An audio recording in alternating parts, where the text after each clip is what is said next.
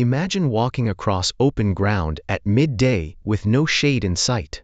The air itself seems to shimmer, the horizon bends and wavers like it's melting.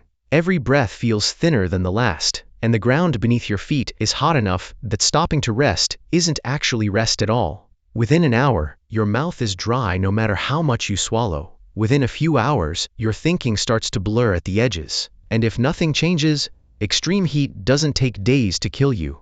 It can take less than one. Cold gets all the attention in survival stories. But heat has ended more lives, more quietly, for longer than almost any other force on Earth. And the way ancient humans learned to survive it wasn't luck. It was a slow, hard-won set of solutions. Some of them so effective, we're still using versions of them today. Let's start with what extreme heat actually does to a human body, because it explains everything that follows. Once your body temperature climbs high enough, your brain stops working reliably. Judgment goes first. People suffering severe heat stroke have been known to remove their own clothing, convinced they're cold, in the exact conditions that are killing them. Confusion sets in, coordination fails, and without intervention, organs begin shutting down, sometimes within hours of the first symptoms appearing. Water loss is the real countdown clock.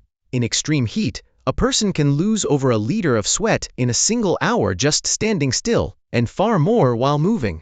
Lose too much too fast, with nothing to replace it, and the body simply can't keep functioning. So how did people without air conditioning, without refrigeration, without so much as a plastic water bottle, survive environments that can still kill unprepared people today? The first answer isn't a tool, it's timing. Across nearly every hot climate culture that left evidence behind, the pattern is the same. Activity clustered around dawn and dusk, and the punishing middle of the day was for stillness, shade, and waiting it out. It sounds almost too simple to matter. It mattered enormously.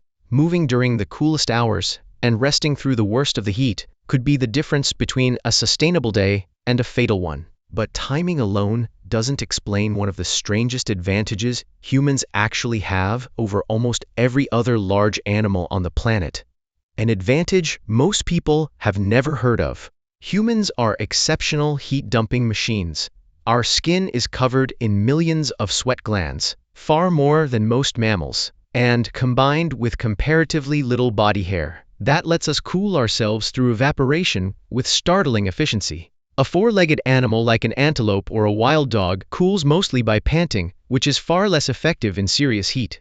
This gave ancient humans, particularly early hunters, an almost unbelievable strategy: persistence hunting. A human could chase an animal for hours under a brutal sun, not because they were faster in a sprint, but because the animal would eventually overheat and collapse from exhaustion, while the human, slower but steadily cooling the entire time, simply kept walking. In blistering heat, humans didn't just survive. In a strange way, we were built to win. Clothing tells a similar story of counterintuitive brilliance. It would seem obvious that less clothing means less heat, but across many desert cultures, from North Africa to the Arabian Peninsula, the opposite solution took hold: loose, flowing, layered robes, often in light colors. That loose fabric traps a thin layer of air against the skin, slowing direct heat absorption from the sun, while still allowing sweat to evaporate underneath. Bare skin in direct sunlight can actually absorb more heat than skin shielded by breathable, moving fabric. The people wrapped head to toe in the desert weren't fighting the heat by accident. They'd figured out, through generations of trial and error, one of the most effective heat management strategies still used in hot climates today. Shelter took the same principle and built it into stone and mud. In parts of the ancient Middle East and North Africa, homes were constructed with thick mud brick walls, small, deliberately placed windows, and narrow, shaded streets between buildings. A kind of ancient urban design engineered almost entirely around blocking direct sun and trapping cooler air indoors. Some cultures went further, hanging wet reed mats or cloth across window openings, letting the wind pass through damp material and cool the air before it ever reached the room inside. A low-tech version of evaporative cooling that still works exactly the same way today. And in ancient Persia, that same evaporative principle was pushed to an almost unbelievable extreme. Around 2,500 years ago, Persian engineers built massive dome-shaped structures called yakhchals, designed to capture cold night air, channel it through underground chambers, and use evaporation and shade to actually manufacture and store ice. In the middle of the desert, with no electricity, no refrigeration, nothing but geometry, airflow, and an extraordinary understanding of how heat moved. Some of these structures are still standing. Even the human body itself had a slower, generational answer to heat. Over tens of thousands of years, populations living in intensely sunny climates evolved skin with more melanin, offering greater natural protection against solar radiation and reducing the risk of sun damage severe enough to be life-threatening. It wasn't a decision anyone made.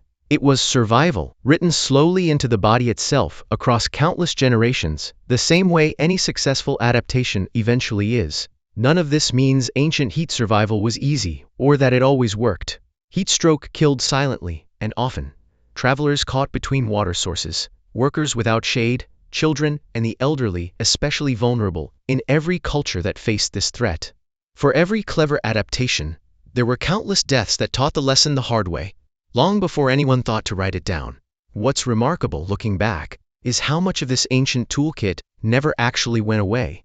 The wide, loose, light-colored clothing still worn across hot regions of the world today, the custom of resting through the hottest hours, still built into daily rhythms across dozens of cultures.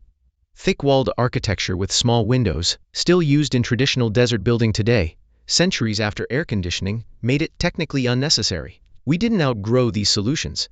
We just forgot, sometimes, that they were solutions at all. Inherited so completely that they stopped looking like survival strategies and started looking like simply how things are done. Extreme heat hasn't gone anywhere either. Heat waves remain one of the deadliest weather events on the planet. Even now, with modern medicine and modern infrastructure standing between most of us and the worst of it. The line between surviving and not surviving a genuinely brutal heat event is often thinner than people expect, which makes it worth remembering that the people who figured out how to live through it first had none of our advantages, and still found a way. They didn't beat the heat by fighting it head-on. They studied it, timed around it, built around it, dressed around it, and in one remarkable case, even built ice out of it. The sun never stopped being dangerous.